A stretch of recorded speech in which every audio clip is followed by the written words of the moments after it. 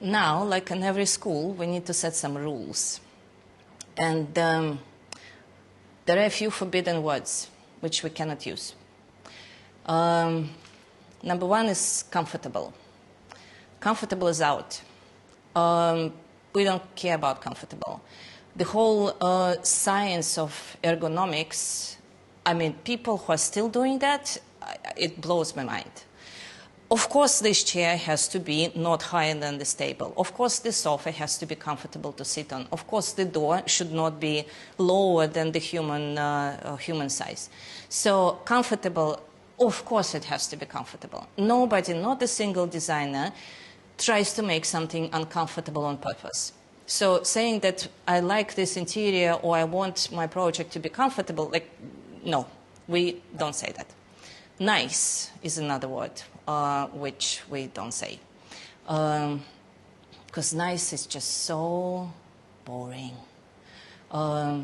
Doing something nice, I mean, that's like we can do that with our kids on a Sunday, but not in interior design. Words like white, blue, red, green, yellow, those words are out. We cannot say them. Colors have millions of shades, and every shade is a color, and every shade has to have a name. And actually that gives us an opportunity to train associative thinking very easily, because we see a shade of that, and okay, that's the shade of sand from Gegger Beach. This is, well, okay, white with blue. Food gives the easiest way to find associations. So if we think of white, for example, it's milk, it's cream, it's ice cream, vanilla ice cream, or coconut ice cream, or flour, or bread like this, bread like that, butter, and so on. Yogurt, it's endless. We can always find associations for colors in food, except the blue one, of course. But, well, blue is sky, sea, and so on. So that is, yeah, that's about the words. Another rule is interior design is it's actually I think it's the most unselfish profession. There is no ego in interior design, because as soon as ego comes in, well, then the interior itself is screwed. So when we see a picture, and you will see a lot of photographs, a lot of interiors that I will show, please don't put them on yourselves. Don't try to wear them. Don't try to think like, oh, I like this, I don't like this, I would like to live like this, or I would not. It's not about us. It's not about each one of you. It's about the general beauty. And yeah, general beauty has millions of manifestations. Another thing, when we are working on, well, there will be some, not too many, but a few assignments here, and I really want to ask you to take it seriously. And when you're working on whatever assignment, the moment you finish, you say to yourself, this is a masterpiece, I'm a genius. And until that happens, just keep working. That moment will come, and it actually comes sometimes quite fast. And then there will be another moment about 5 minutes later when you say, oh, this is not a masterpiece at all, and I can do it better. But stop at that moment of this is a masterpiece. When you first start it, stop it. Because we can work on forever and make things better forever, but yeah, that's the rule. Okay. Well, then I will move on to some things which we need to start with a little bit of philosophy before we can go on to practical things. And I've been thinking, I mean, I've been working with this profession for so many years, and I've been doing lectures about pretty much everything, the great names, the styles, the trends, the future, the colors, the sofas, the furniture suppliers, and so on. So I had that long list of what the profession consists of, what is the most important things for interior designer to know about and to do. And then I still thought that there is something missing. And I was on the plane from Bali to somewhere in Europe, and And I love those long flights when nobody can, distract you, and you can do everything you didn't have time for months and months and months, and you have this hours of uninterrupted peace, if you're not traveling with a child, of course. On this plane, I'm looking out of the window, and I'm looking back at my list, and I realized that I'm missing the most important thing, that to actually be a good designer, one has to be a good person. And to have good moral values. Because imagine a person who is jealous, greedy, aggressive, I don't know, what else is there? Imagine a person like that building somebody's house. That is not going to turn out well. And we see so many examples of that actually happening in the world of architecture, in the world of design. And it's so clear that the ego is way more important than what the person is actually doing, that it's just sad. And I mean, there are so many other professions. Go and become a lawyer and do that, like with, well, some purpose. But in interior design, you have to be a good person. And, and I consider myself to be a good person. But still, I was thinking, like, something is still missing in that list of mine. Okay, I'm a good person, but still I do get in trouble. I have those situations when, I'm not happy and I overreact. I become aggressive and I lose my moral values. And I remembered how I was building this place when I just moved to Bali, and I had no idea how people are working here. Everything was new for me, and I didn't speak the language, and I don't speak much of it still, which is not a good thing. Anyway, I'll change that.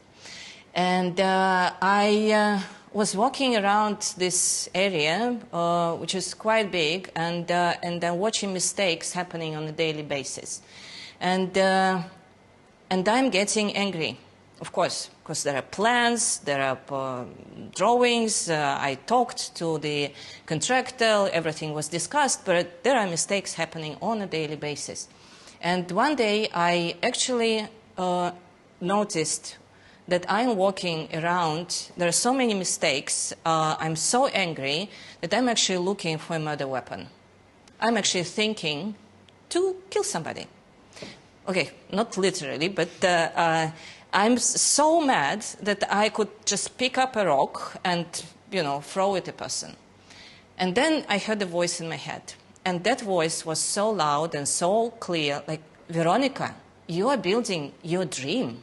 You're building your dream project. How can you do that while you're thinking to kill somebody? Like, that doesn't go together. Construction or creation, what this profession is about, it is, by definition, is constructive and creative. It doesn't go together with any negativity. So I made a rule for myself, which is quite hard to keep, but I'm trying, that whenever I'm trying to do something creative, not just work on a project, but simple things, cook dinner, or tell a story to my daughter, or anything creative, I have to be in a good mood. So a good person in a good mood is an essential, it's like the first thing that you need to know about interior design and architecture, I believe. So, let's say that we are all good people, and we're in a very good mood, and we decided to start working on a project. So, let's say we have, we want to build a house. I mean, not a single designer in the world would start with building a house, but I know that in Bali a lot of people do, without any previous training or anything. Let's say that we are building a house. So we have a plot of land, and we decide to make a plan. The plot of land is completely empty. The sheet of paper in front of us is also completely blank. We have a pen in our hand, and we start to draw the line. Let's say this is the house. And this is the moment which is so important, underestimating it leads to horrible, horrible consequences. And we see that everywhere. So this is the moment when we become a creator. And I'm not talking about any religious, I don't want to disrespect anybody at all, but we are actually creating a world. Let it be small, let it be tiny, let it be one room, let it be part of the house or whatever, rooftop terrace, but we are actually creating a world. And the responsibility that lies on us in this moment is humongous. It's just so big. So just to make a very simple example, like imagine God. He decided to create the world. There's absolutely nothing in front of him. Nothing, zero. So he goes, okay, let's make a few balls. Let's put some water on this ball. Let's make some mountains. Let's put some trees. Let's make some rivers. And then, there will be birds, and there will be shrimps, and there will be giraffes, and then there will be people eating apples, and children being born, and so the history of the world starts. And the same happens when we are sitting in front of this white sheet of paper. There is absolutely nothing. There's just an idea in our heads. And we are putting this idea on this sheet of paper. And if we are thinking that it one day is actually going to become real, we need to understand that people, actual living beings, are going to be walking through those lines of life that we're going to draw, that the walls of, let's say, bedroom and the bathroom are not just walls of, on the plan. It's the walls that people are going to be restricted by every day of their lives. Their walk from the bedroom to the bathroom is going to become their daily travel experience. And that's exactly what it is. It's a daily travel, and that daily travel has to be amazing. It has to be spectacular.